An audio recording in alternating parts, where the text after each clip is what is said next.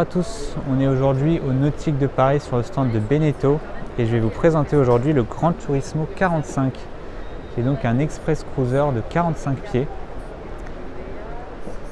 avec à l'arrière tout de suite la plateforme hydraulique donc qui s'abaisse, c'est bien sûr une option.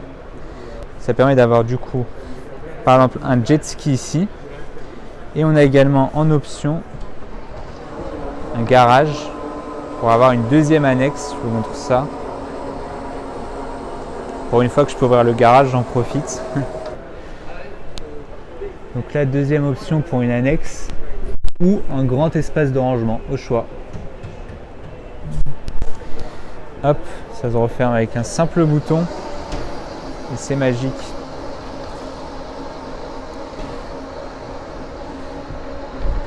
Donc le cockpit, il y a un seul accès qui est juste ici avec un grand escalier. On a un premier grand bain de soleil avec un petit dossier et juste ici une cuisine. Donc l'avantage c'est que la cuisine est isolée du reste, donc vous n'allez pas déranger les passagers avec les odeurs par exemple. Hop. Et on a un passe avant juste ici. Et l'autre de l'autre côté, c'est pas symétrique. Donc on va aller faire l'avant rapidement. Donc au niveau du passage, c'est suffisant. On se promène sans trop de soucis. Et on arrive à l'avant du bateau avec un grand bain de soleil pour 2 à 4 personnes environ. Les dossiers sont rétractables.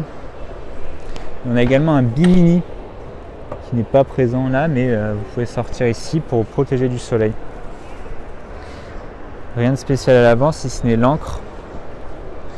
Vous voyez que la coupe du bateau est vraiment très très jolie, j'adore. C'est vraiment élancé. On a un grand pare-brise en une pièce. On retourne à la cabine, à l'intérieur du bateau. Donc, les Express Cruisers, les Gran Turismo de chez Beneteau sont des bateaux open. Donc vraiment, l'objectif c'est d'avoir une grande ouverture de l'espace. Là, vous voyez, on voit carrément la cabine intérieure. Vous pouvez avoir en option cette vitre qui descend hop, automatiquement avec une porte juste ici et qui vous permet vraiment d'isoler cette partie. Donc c'est utile notamment quand il pleut par exemple ou quand il fait froid. Mais c'est pas quelque chose qu'on fait souvent sur ce genre de bateau. Ça c'est un day cruiser, vous passez la journée, le week-end dessus et vous rentrez le soir. À l'intérieur, on a donc un très grand carré avec une table qui est vraiment très très grande. On dirait pas en vidéo, je suppose, comme d'habitude, mais elle est vraiment très grande, elle est pliante. Hop. Donc là, on est à l'aise pour 6 à 8 personnes. J'aime beaucoup les LED qu'il y a au sol. Ici, on a une deuxième cuisine avec un vérin hydraulique, ça c'est sympa. Donc évier, frigo, en option la plancha. Hop. La télé pop-up. Et on a des très grandes vitres sur le côté comme vous voyez qui renforcent cette idée d'avoir un espace vraiment ouvert sur la mer. On a la petite fenêtre juste ici, le frigo qui est là, donc là en fait on a du rangement ou le ice maker en option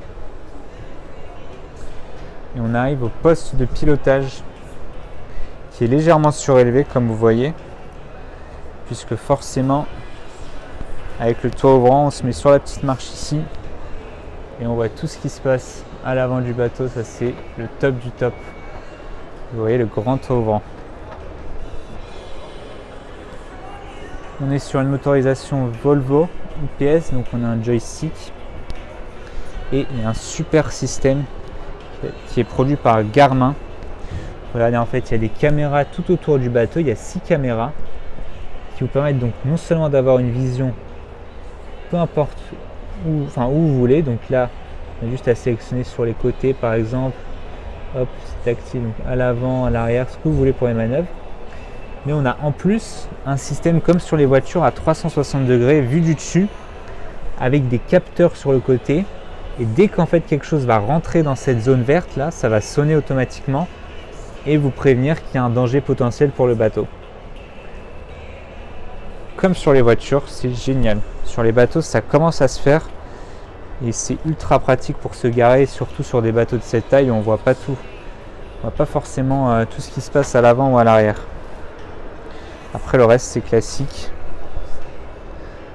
avec tout le nécessaire de navigation et des porte-gobelets.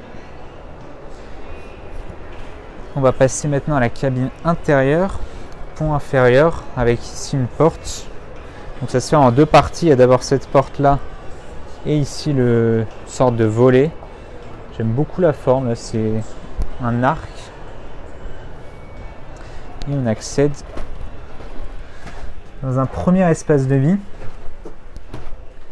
avec ici un petit carré et une table qui est en fait optionnable. Si vous voulez une troisième cabine, ici ça peut se fermer comme ça et vous aurez votre troisième cabine juste ici. Mais peu de gens prennent cette option parce que encore une fois ce bateau n'est pas fait pour voyager, c'est vraiment fait pour la journée ou le week-end. Au niveau de la cuisine, on a une particularité, on a un frigo de plein pied qui est assez rare. Enfin, ça se fait de plus en plus, mais c'est encore nouveau sur des bateaux de cette taille. Et une cuisine tout équipée avec des rangements, un évier, une planche et un four. Et il y a beaucoup d'auteur comme vous voyez. On se déplace sans problème. On va passer à l'avant avec la cabine guest. C'est donc deux lits simples qui sont optionnables en un lit double. Des rangements avec des poignées en cuir. J'aime beaucoup. C'est pas un système farfelu pour ouvrir le tiroir, le placard, la porte. Des poignées tout simplement. Et un bel espace quand même de vie avec des fenêtres, le hublot. Des rangements supplémentaires. Pas de salle de bain privée. Ça sera du coup la salle de bain de jour qui est juste ici. Une grande salle de bain avec une cabine de douche, une toilette et la salle d'eau.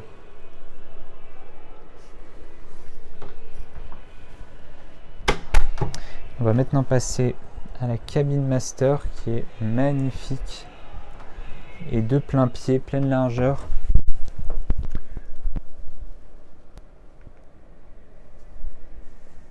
Avec un lit double.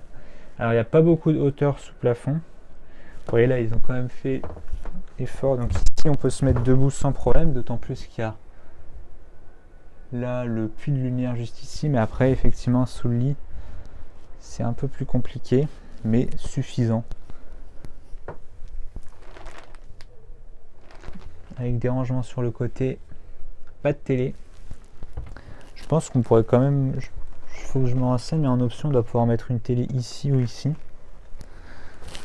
En revanche, il y a une salle de bain privée.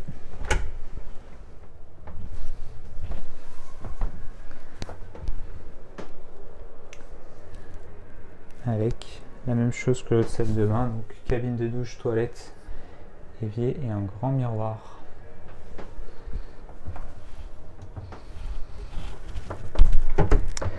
Et voilà pour ce Gran Turismo 45. Un très joli bateau.